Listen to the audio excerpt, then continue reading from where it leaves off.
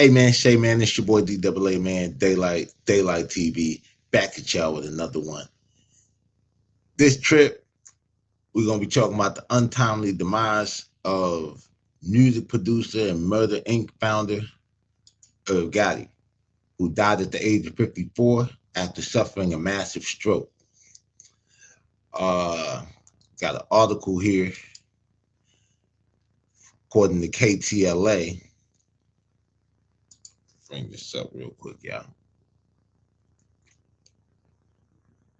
And it says Irv Gotti, famed music producer and founder of Murder Inc. Records, who helped launch the careers of such artists as Ashanti, Ja Rule, and DMX, had died at 54. Def Jam Recording, Murder Inc. parent label, confirmed Gotti's passing Wednesday night. Def Jam Recordings and the extended Def Jam family of artists, executives, and employees are deeply saddened at the loss of Irv Gotti, the Instagram post read. His contribution at Def Jam as both an A&R executive and in partnership with Murder Inc. helped pave the way for the next generation of artists and producers, a force that reshaped the soundscape of hip-hop and R&B. His creative genius and unwavering dedication to the culture birthed countless hits, defining an era of music that continues to resonate with fans worldwide. The legendary label said its thoughts are with the family, friends, and all of those who were touched by his work. So, yeah, man. Irv Gotti, bro. Um, Definitely a storied career. I mean, probably goes back further than that, but shit. Irv Gotti goes back to like the days of Onyx, man. You know, he was involved with that whole situation when they was on JMJ through and distributed by Def Jam. Um, we had a hand in the Mike Geronimo thing. Of course, they had their little thing. Um, then, before Ja Rule was a solo artist, he was managing Ja Rule while he was with the group CMC, which is the Cash Money Clip. Um, and I mean, he was responsible as an A&R. He was responsible for bringing Rockefeller over to Def Jam because before that, like a lot of people don't really recall, because so much of Jay-Z's legacy is tied to Def Jam. But Reasonable Doubt was on Priority, I believe. And then when that went how it went or whatever, like Jay went over to Def Jam, and the rest is history. Hard Knock Life tour, all that stuff, right? So Irv had a hand in that. Irv was the one that brought DMX to Leor, and like the reason why Leor went out to Yonkers, I believe, or wherever Rough Riders had the studio at, and heard DMX rapping like while his jaw was wired. You know what I'm saying? So Irv had his hand in a lot of shit. And then of course, Ja Rule's career, um, legendary or whatever.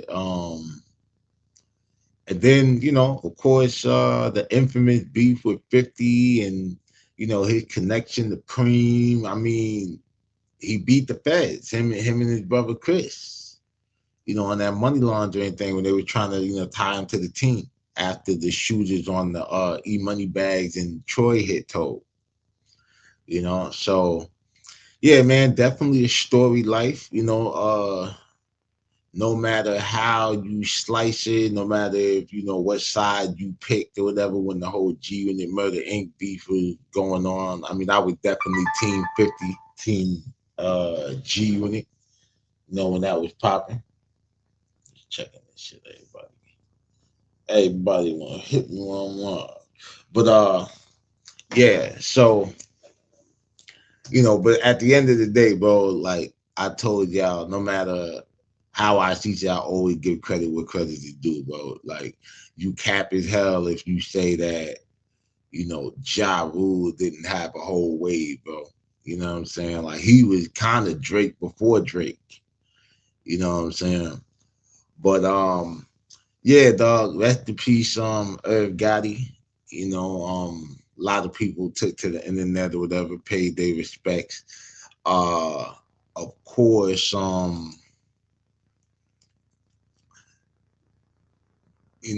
didn't really see everybody's response, but I'm pretty sure like Ja is going through it. Um, Even like Ashanti, I'm pretty sure like with all of the, controversy that was going on with that, I'm pretty sure like nobody that was down with Murder Inc. wanted to see, Herb dead. You know what I'm saying? So yeah, man, rest in peace to Herb Gotti, bro. Like, you know what I'm saying? That shit is kind of crazy. Uh Cause and then it's like kind of wild because I remember Ja Rule was just talking about how like he outside all 2025 popping it, and you know I guess saying that he was gonna say a lot of things about 50 that he probably never spoke on before. And speaking of 50, what I mean, that kind of leads us to our next part of the story. You know, and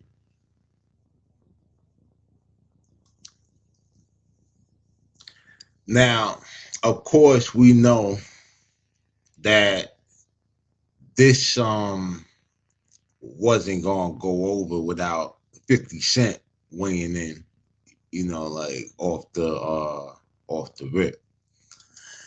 And so after the news hit about Irv passing, 50 Cent takes the Instagram and there's a whole picture right here, right there, there. Uh Basically smoking a hookah and got a whole tombstone next to him. They say R.I.P. and says smoking. I'm smoking on that Gotti pack. I'm like, nah. What do you say? He said smoking on that Gotti pack. Like, nah. God bless him. And then he put the LOL or whatever and shit. Not much, short and bittersweet. And it caused a lot of uproar. You know what I mean? It got a lot of people saying, man, 50 foul, like he shouldn't be doing that and all that shit, whatever, right? But I think what's interesting about it is this kind of alludes to what I've always said um in different on different forums and platforms and shit, right? 50 Cent is the first drill rapper. Like by definition of what drill is, like, what I mean, speaking on active beefs or whatever that you're actually having or whatever where there's violence involved and all that shit, right? 50 is really the first one that we ever saw, it actually play out. You know what I mean? Like all the way, like from the music to the street, back to the music to the streets, you know what I mean? So in that regard, I mean, he's between him and Gucci, man, like that's who a lot of the drill artists looked up to, whether they were from Chicago, Jacksonville, Florida, of course, New York drill, like, you know what I mean? Shit. So,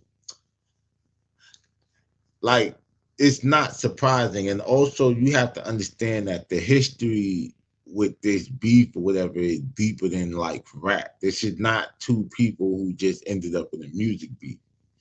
You know what I mean? Like, Irv was tied to the whole Prince situation or whatever. Like, I did a whole, when I did the profile piece on E Money Bags and I discussed, uh, the killing of Big Nose Troy and E Money Bags as well, and how the guy basically told the cop that because Troy had robbed Ja Rule, basically he had to get hit. So basically, the feds was like, well, why did Supreme, this kingpin, care about some rapper's chain, and then they kind of broke down the whole connection. And then you had the car that we shot up or whatever when Black Just got killed by E Moneybag, on accident. Uh, that was linked to like some luxury car rental company and everything like that, and they found like records like linking it to Murder Inc. or vice versa. So, it's like, bro, even the guy who ended up really shooting 50, you know what I mean, because it wasn't Hamo, uh, the dude's son, like he ended up being Ja Rule's bodyguard, like right after, he put that work in. You know what I mean? So, and according to Billy Courtney, one of the detectives, like out here that was kind of like investigating a lot of the rap like stuff, like hip hop police and all that, he said, he said that because they discovered that it was like two people there, and like Preem was supposedly on the scene. So again, like then, he was close to Troy and Bags or whatever and shit, and they were pushing the line on Murder Inc. to get it Preem, and Preem had them hit. So, behind all of that. So it's like it's blood on the ground, bro. Like, you know what I mean? What did you expect him to do? You know what I mean? Like what you wanted to call playing. I was surprised or whatever. He ended it with a God bless him though. So I don't know. That's just my take on it, man. I'm not really surprised at 50 or whatever. I would be surprised if he didn't. You know what I'm saying? Like that would have shocked me, more. But I think people, like I always say, they just look for a reason to be outraged. And, I think like people really just be on the internet, or they wake up in the morning and they go on the internet and they look for something to get like outraged about or protest about, because now it just takes the accountability of them focusing on the shit that's really wrong in their life and fixing that. But that's another topic for another video. You know what I mean? But yeah, bro, if anybody got a right to I don't know if to call it a right and anything like that, but if anybody you can understand like dissing Herb or making light of his passing, definitely 50 Cent, bro. You know what I'm saying? Like, how would you feel or whatever if you knew that the reason you got shot 9 times or whatever was behind a certain person? And then, like, you find out that that person died, like, you actually outlived them and everything. Because I've outlived a lot of people, bro, that I didn't like. And when they went, oh man, like, I was in such a joyous and giving mood. You know what I mean? But yeah, that's my take on that. But while we're on the subject of 50 Cent, bro, as y'all know, and I just did a whole video breaking down the what the hell is it? I did a whole video breaking down the Tammy Cowan situation, and how I feel like Meech didn't snitch or whatever. I don't believe that him or Cuffy was aware that she was working until the evidentiary hearing or grand jury hearing in 2014. So like by this time, she's already told on like 2, 3 people. You know what I mean? Uh, I really think they was all trying to make a play, get some money. You know what I mean? Help each other out. Tammy was messing with the DEA guy. He finds out. He takes the case, you know, to the to his DEA supervisors, I guess. And when, like I said, when y'all can watch the video, but like I said, when St. Louis found out that they had a line on Cuffy or whatever, they went and got that wiretap for his phone, and that's how he ended up getting, the other like unrelated case that wasn't even tied to Meech and them. You know what I mean? So the wiretap got him jammed up or whatever, and it's not really Meech. But while all of this is going on, 50 ain't nah 50 player, bro. Like, what I'm saying? He ain't having it. So uh recently, Lil while all of this is going on, like Rick Ross is responding, all of this shit. So apparently 50 Cent sits here, he unfollows Lil Meech. And Lil Meech or whatever actually sends 50 a text message. You know what I mean? I guess explaining his position and so on and so forth. Uh Pull this up right quick.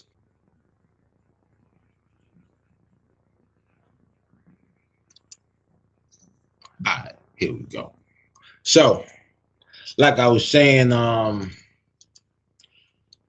Lil Meech or whatever sends reaches out to 50, and it goes a little something like this, bro. Here's the message. Shit, trying to trip out. My bad. So it says, they just told me you unfollowed me off Instagram and now you're managing Skilla Baby with Rocket when I brought him around you first when you didn't even have a clue who he was. Now you mad at me when I would take the shirt off my back for you. I can't believe this, man. You act as if I'm your enemy. I've only showed you love and loyalty. I'm human. He said but I'm human. I go through my own shit, but I never switched up on you. Fuck Ross. But he gave my dad some bread so he can afford to pay his bills until our next season starts. This internet shit is throwing me off, man. You know me in real life. And 50 responds when he posts the joint, he say, "What next season, little ninja?" Well, we know what the ninja mean, but yeah. So that's pretty much true 50 Cent fashion, bro. Again, bro, as I've been saying, I really think this is all a play to sell the whole package, bro. To sell event tickets, you know what I mean? Because and also to boost ratings or whatever and get people buzzing about, season 4. Because there is going to be a season 4. The contracts were already signed a month before season 3 even aired, and they started shooting like at the beginning of like the spring of 2024. So season 3 ended May 10th, 2024.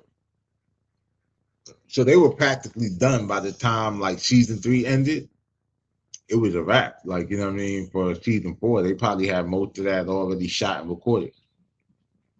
Now, as I pointed out when I did the joint on Telling Ass Tammy, I pointed out that a month later, Southwest T took the picture with P2 or Lil Preem, Supreme's son, and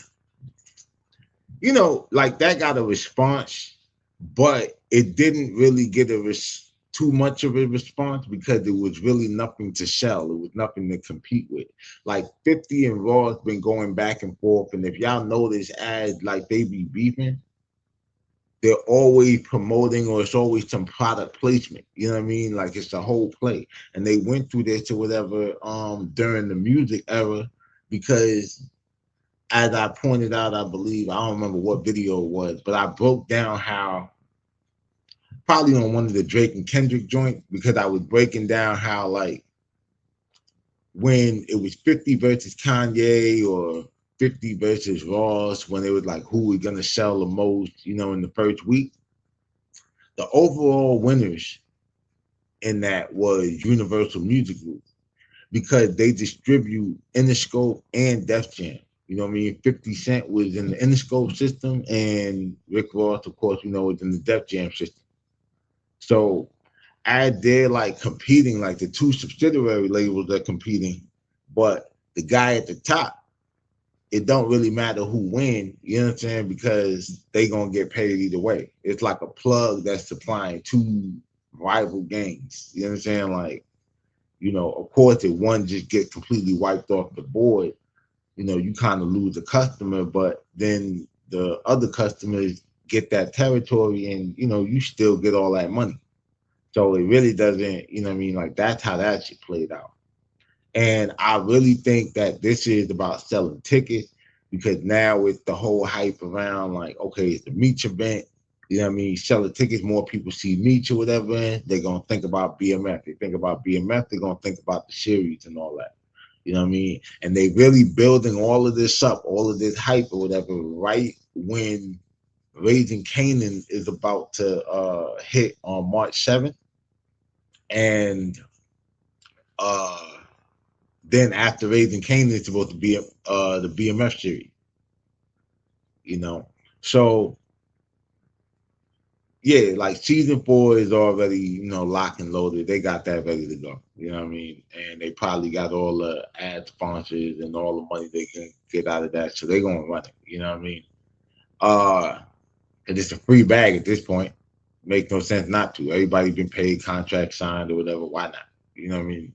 Now, season 5, how that'll go forward, who knows? But I honestly think that it's a play just to boost the ratings and get it to go crazy. And I think more people are gonna tune in now because it's gonna get to the point, like, or it's gonna start approaching the point where we're gonna go into like the late '90s or mid to late '90s, early 2000s, and that's when the Blue Da Vinci get involved, and what I mean, all that. So I think they're gonna finish, what I mean, the story. I think it's gonna be even more interesting and get more realistic to like the real BMX story if they do keep going, because a lot of that stuff in the '80s is like, if y'all know how crazy the drug trade was in the '80s and '90s, no matter where you was at, you can't like probably expose all of that or speak on all of that or whatever. That's why they have the disclaimer at the beginning. But once you get to the point where like all the crimes where like dude's been indicted already and all that, you can like really run the story as is.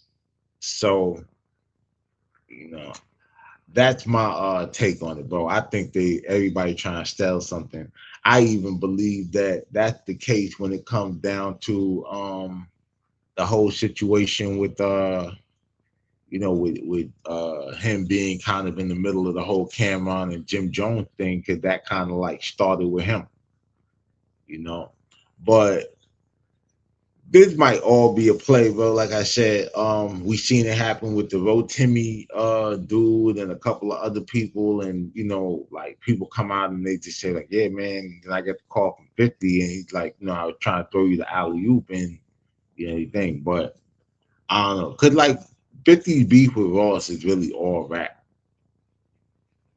You know what I mean? Now, like, I feel like if T taking the picture with Preem didn't stop anything and didn't like cause this much of a wave when Preem did all this that, like I said, with Troy and Bags and putting the money on 50 and all that, bro. I think or whatever, this is gonna be okay. You know what I mean? In the run, I honestly feel like it's a play. I feel like this shit with Cameron and Jim is a play because Jim got that this shit still in Harlem record, and now while he's on his he's doing his rounds, you know what I mean? Everybody asked the question, you know what I'm saying, about Jim's Harlem connection and all that. I heard something when I was on Clubhouse. I heard a little something, whatever, about what the hell is that? Oh man, he walked out on a Real Tunes interview and on some shit like I guess Real Tunes was asking him about what you call it, about his his Harlem residency or whatever, or however you want to call it, right? And they say Jim walked out and pretty much said like, "You're not paying me enough or whatever for this interview." And my thing about it is like, that kind of lame, my nigga. And this is why I say that. With all the controversy going on around this, and this is like the biggest thing trending, you know what I mean, as far as on the subject of diplomats.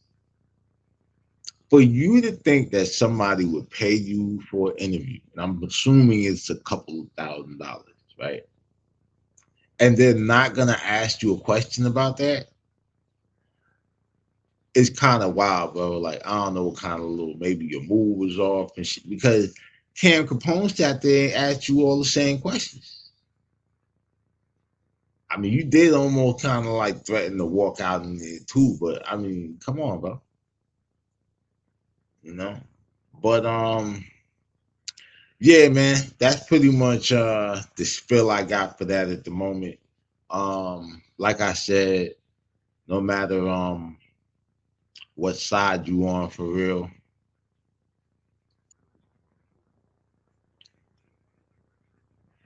rest in peace that boy Gotti. Um, Definitely a legend. No matter how you slice it, like without him, we don't get that Def Jam ever with Jay-Z, DMX, and Ja Rule. You know what I mean? What was supposed to be like the real Murder Inc. group and all that. You know, so definitely contributed a lot. You know what I mean? And he definitely made a lot of history. He had the Tales show. You know what I mean? That was decent. I remember we was watching that up north. You know what I mean? So yeah, man. Rest in peace to Herb. Condolences to the family, his brother Chris. I know that dude got to be going through it. You know what I mean?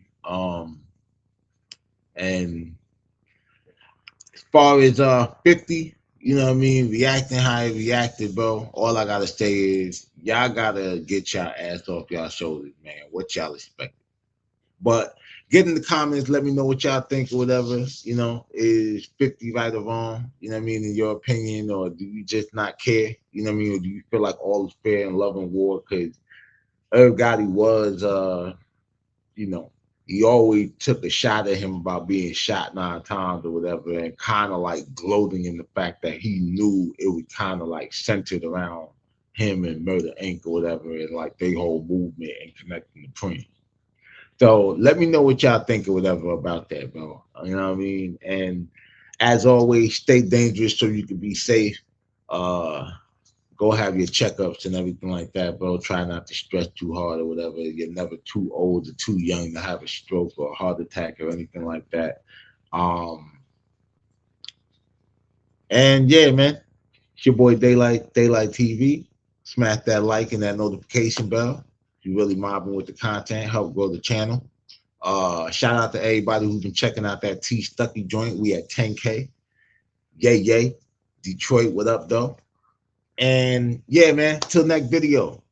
It's your boy Daylight. Stay dangerous so you can be safe. Once again, I'm out.